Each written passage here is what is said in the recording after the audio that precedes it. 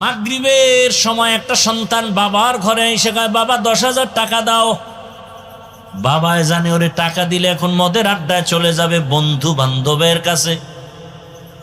বাবায় কয় দেওয়া হবে না। জিদ কন্ট্রোল করতে না পাইরা বাবারে মায়ের শুরু করছে। এমন মায়ের দিছে বাবা বুড়া মানুষ, রক্তাক্ত মাটির মধ্যে। মা ঈশা ছেলের পাও ধরে কাঁদে, আর তোর বাবারে মারিস না, তোর বাবা সহ্য করতে পারে না। মাও এর মধ্যে দুই একটা পড়ে গেছে। সন্তান লাথি মাইরা ঘর থেকে বের হইয়া বাইক নিছে, বাইক চিনেননি, যুবক ছেলেটা বাইক নিয়ে যায়। মা কাঁদে, ও আল্লাহ ওরে হেদায়াত দাও, না হয় ধ্বংস করে দাও। যুবক জিদ্দে যাইতেছে বন্ধুদের কাছে, বাবার গায়ে হাত তুলছে, কত বড় বেঈমান। হঠাৎ এক বুজুর্গ বয়ান করে, যুবক হুন্ডা বাইকটা থামায়া দুই এক শব্দ মাইকে শুনিয়া আস্তে দাঁড়ায় গেল। হঠাৎ বয়ান কেমন যেন দিলের মধ্যে আসর করতেছে। যুবক তালা লাগায়া প্যান্ডেলের পেছনে এসে বসছে। হুজুর বয়ান করতে করতে মা বাবার হক নিয়ে বয়ান শুরু করছে। আল্লাহওয়ালার বয়ানে এমন এক হালাত ওর মধ্যে শুরু হয়ে গেছে।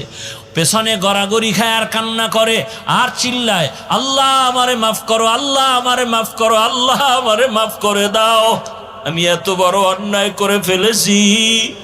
হুজুরে বয়ান করতে মাত্র নজর পড়ে গেল। হুজুর বলে, ওখানে কে রকম করে সামনে নিয়ে আয়। সামনে কয়, হুজুর আমারে মাফ করে দেন, হুজুর আমারে মাফ করে দেন।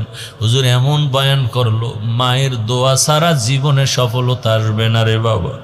জানো না তুই পরীক্ষার হলে গেছো, কিন্তু তোর মা ঘুমায় নাই, রাতের বেলা দোয়া করছে, হে মালিক আমার বাবার পরীক্ষায় তুমি পাশ করার ব্যবস্থা করো। তোরে আমারে মানুষ বানাইতে যে মা কত রাত ঘুমাইতে পারে নাই, খানার প্লেট নিয়ে খাইতে বসছে, পেটে ক্ষুধা, তুই প্রস্রাব করে দিছো। বাবায় খাইছে ঠিকই, মা খানা খাইতে পারে নাই।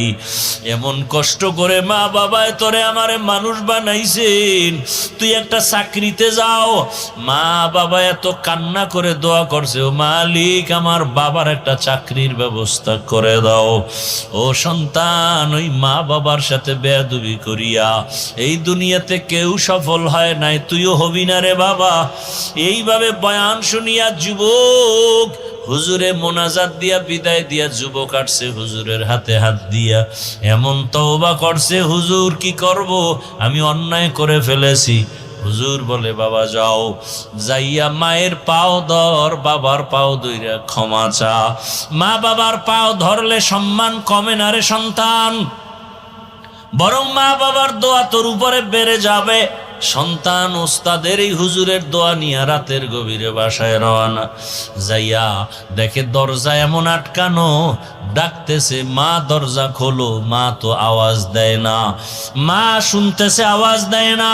ওদিকে বাবা বেহুশ অবস্থায় বিছানায় পড়ে আছে। এমন এক হালাত, সন্তান এক পর্যায়ে কয়, মা আমি তওবার নিয়ত করে আসছি, আর বেয়াদবি করব না, আমার একটু পাও ধইরা ক্ষমা নেওয়ার সুযোগ দাও, আমি আর কোনোদিন বেয়াদবি করব না।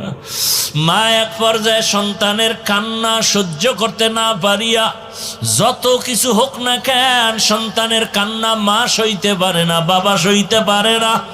দরজা খোলা মাত্র চিৎকার দিয়া সন্তানটা বাবার পা জড়ায় বলে, বাবা আমারে মাফ করিয়া দাও, জীবনে কত ব্যথা দিয়েছি তোমাদের, আমার কথায় তুমি কান্না করেছো, আমার বেয়াদবিমূলক আচরণে মনে হয় আমি জাহান্নামী হয়ে গেলাম। মায়ের পাও জড়ায় কাঁদে আর কয়, মাফ করে দাও। বাবা কয়, তুই আসিস না, তোরে মাফ করব না, যা যা, আমি তোরে ক্ষমা দিব না। তুই পারলে আমাকে আরো মার, মনের জাল মিটাইয়া মার, আমি আর তোকে ক্ষমা দিব না। কিন্তু মায়ের দিলে মানে না। মায়ে গিয়া কয়, স্বামী সন্তান তওবা করে আসছে, আর বেয়াদবি করবে না, মাফ করে দাও। ও যুবক বাবারা, দুনিয়াতে আর কয়দিন বাঁচবা? আজকে এখানে বয়ান শুনতেছো, আগামীকাল ঘুমের থেকে উঠার সময় হঠাৎ আল্লাহ না করুন যদি অসুস্থ হইয়াই যাও, মা ডাকবে, দেখবে তুমি আর জবাব দাও না।